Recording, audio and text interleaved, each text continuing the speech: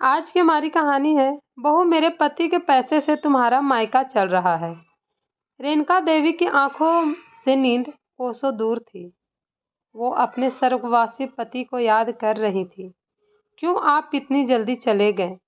तभी उनके कानों में उनके छोटे बेटे सोनू की आवाज आई। ये क्या माँ, अभी तक सोई हुई हो?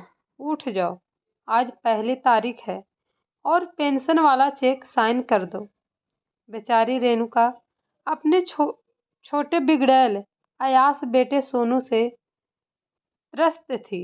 ना तो मेहनत करना चाहता और ना ही कोई छोटा मोटा काम, बस घर का पैसा उड़ाता, अपनी पत्नी के चोचले सहता जैसे करोड़ों में कमा रहा हो।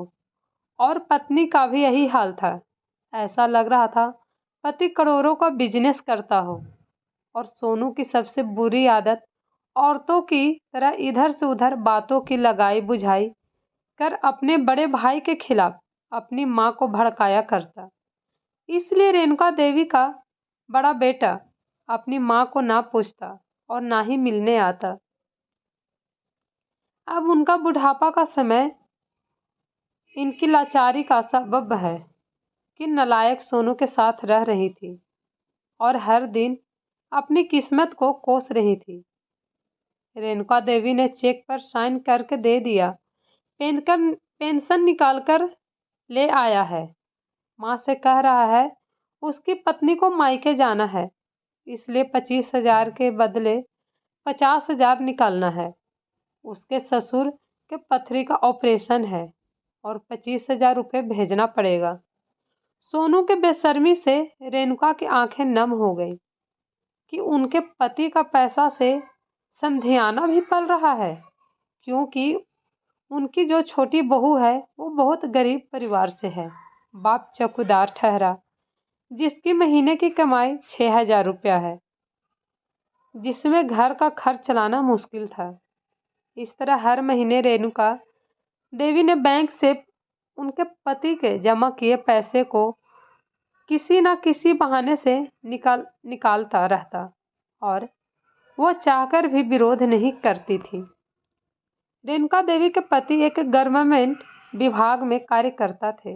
अच्छी खासी तनख्वाह थी और अपने रिटायरमेंट के पूरे पैसे उन्होंने पत्नी के नाम जमा कर दिए ताकि बुढ़ापे में उनको कोई परेशानी न हो और न पेंशन से उनका महीने का खर्च भी आराम से चल जाएगा। उनके 2 बेटे थे, एक बड़ा बेटा उमेश और छोटा बेटा सोनू। लेकिन सोनू नहीं चाहता था माँ की बड़े भाई से बने। हर समय बड़े भाई की बुराई करता, जिसमें माँ का दिल और बड़े बेटे का दिल खट्टा हो गया। बड़ा बेटा घर से निकलकर दूसरे घर में चला गया। अब सोनू अपनी मनमानी करने लगा। अपनी माँ के रवैये से वाकिफ बड़े बेटे उमेश ने भले ही पूछना छोड़ रखा था, लेकिन आस पड़ोस से हाल चाल पता चलता रहता। एक दिन सुबह सुबह उमेश के घर मोहल्ला का एक आदमी आकर बता रहा कि उसकी माँ को सोनू और उसकी पत्नी ने बाहर से बंद कर रखा है और बहुत दिनों से वे लोग नहीं दिखे। चलिए ना भैया, चल कर देखिए क्या बात है। उमेश भागा भागा आया और वहाँ बाहर से गेट पर ताला लटका देखा, लेकिन माँ बालकनी में बैठी हुई है। अरे माँ, तू घर में है फिर बाहर से ताला क्यों लगा है? सोनू और उसकी पत्नी कहाँ है? कहाँ पर हैं? हमको फोन क्यों नहीं की? बेटे को देख गेट के पास आकर फपक फपक कर रोती हुई बोली। दोनों मुझ के ताला में बंद करके हिल स्टेशन घूमने मौज मस्ती करने गए हैं। एक टिफिन वाला आकर सुबह शाम खाना दे जाता है। बेटा, काल काट रही हूँ, देखना। मेरा बेटा मेरे को ही लूट रहा है। तेरे पापा का सारा पेंशन का पैसा खर्च कर देता है। ताला तोड़ा गया और रेणुका देवी को आज़ाद किया गया। उमेश अपनी माँ को अपने घर ले जाता है। कुछ दिन के बाद मौज मस्ती कर घर लौटा सोनू गेट पर नया ताला देख पड़ोस में पूछा तो पता चला कि बड़े भैया आए थे। और ताला तोड़कर माँ को अपने घर ले गए। वो गुस्से में बड़े भैया के घर गया। भैया, आप किस हक से मेरी माँ को लेकर आए हो? तैस में आकर सोनू बोल रहा था। चलो माँ, अपने घर चलो। कौन सा घर? वो मेरा घर ही नहीं है, वो उमेश का भी है। इसलिए अब वहाँ उमेश चलेगा तभी मैं चलूंगी, वरना नहीं। रेणुका देवी ने साफ साफ कहा कि अब से वो उस मकान में रहने तभी जाएंगी जब तक उसका रजिस्ट्रेशन नहीं होता। वो मकान 2 मंजिला तेरे पापा ने बनवाया था और मेरे नाम से है, इसलिए जीते जी तुम दोनों को आधा आधा दे दूंगी। तुमको एक पैसा अब नहीं मिलेगा। मेरा सारा पेंशन अब जमा होगा और तुम अपना देखो कि कैसे घर चलाते हो।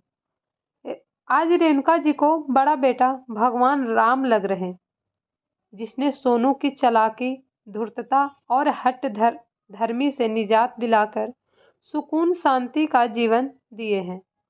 उमेश के घर चैन से रह रही हैं और उनका सारा पैसा जमा हो रहा है। क्यों आज रेणुका देवी को समझ आ गया था, सोनू को उनसे नहीं, बस उनके पैसे से प्यार है, लेकिन उनके बड़े बेटे बहू को माँ से प्यार है। उनको दोनों